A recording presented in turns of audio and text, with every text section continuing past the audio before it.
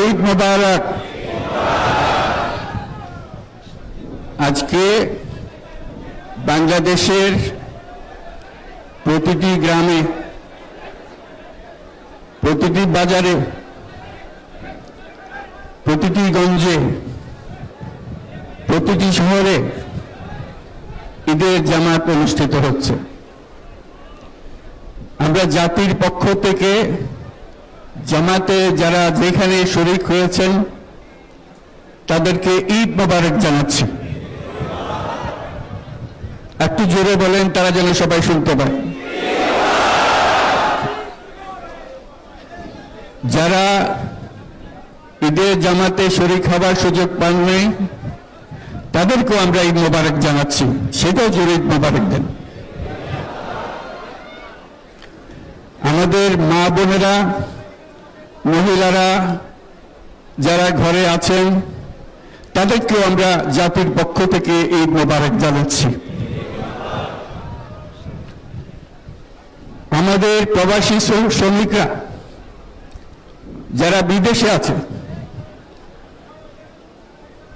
সারা বছর কষ্ট করেছে, আজকে হয়তো ঈদের জামাতে যেতে পারবেন কিংবা যেতে পারবেন না, কিন্তু জাতির পক্ষ থেকে আমরা তাদেরকেও ঈদ মোবারক জানাচ্ছি। যারা বাংলাদেশিরা আছেন পৃথিবীর বিভিন্ন দেশে, জাতির পক্ষ থেকে তাদেরকে আমরা বলে যাইনি, তাদেরকেও আমরা ঈদ মোবারক জানাচ্ছি। যারা হাসপাতালে আছে, রোগী, বিভিন্ন কারণে ঈদের জামাতে যেতে পারেন নাই, তাদেরকেও ঈদ মোবারক জানালাম। ঈদ দূরত্ব ঘুচানোর দিন, নৈকট্যের দিন, ভালোবাসার দিন। আজকে সেই দিনটা আমরা যেন গভীর ভালোবাসার সঙ্গে উদযাপন করতে পারি, সেই মেসেজ আমরা যেন সবার কাছে পৌঁছে দিতে পারি।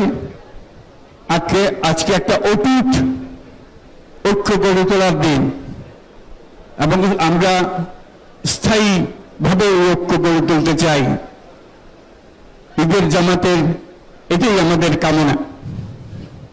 আজকে মোনাজাত হবে, মোনাজাতে আমরা অবশ্যই যেন স্মরণ করি, আল্লাহর কাছে প্রার্থনা করি আমাদের এই নতুন বাংলাদেশ গড়ার যারা সুযোগ দিয়েছে, যে বীর সন্তানরা আত্মাহুতি দিয়েছে, আল্লাহ যেন তাদের রূহের মাগফিরাত দেন, তাদের শান্তি দেন। আমরা তাদের মোনাজাতে সেটা যেন আমরা অংশ রাখি।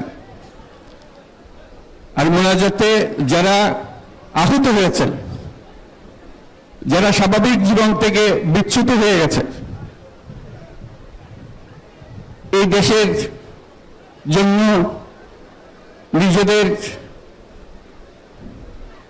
স্বাভাবিক জীবন ত্যাগ করতে যারা বাধ্য হয়েছে, তাদের স্বাভাবিক জীবন যাপনের ক্ষমতা দেওয়ার জন্য, রোগমুক্তির জন্য আল্লাহর কাছে যেন আমরা প্রার্থনা করি।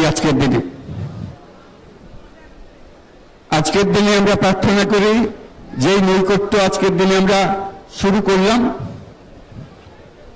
এই নৈকট্য এবং এই ঐক্য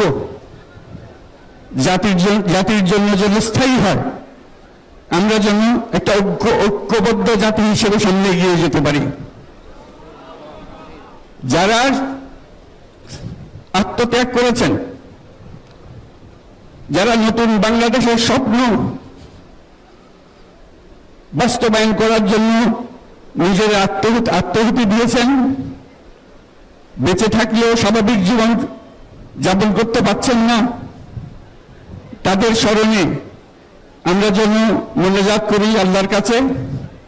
আমরা অবশ্যই সেই স্বপ্ন বাস্তবায়ন করব।